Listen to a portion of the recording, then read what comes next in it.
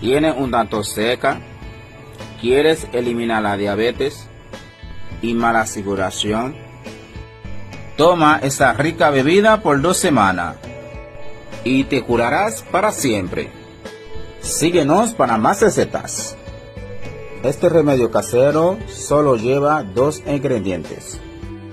Utilizaremos 12 clavos de olor y 2 cucharadas de cúrcuma. El clavo es un analgésico estimulante. Continuamos con la flor de Jamaica. Agregaremos 2 gramos de flor de Jamaica. Cura la diabetes, controla la obesidad. Mejora el sistema circulatorio. Echamos los ingredientes a hervir por 10 minutos.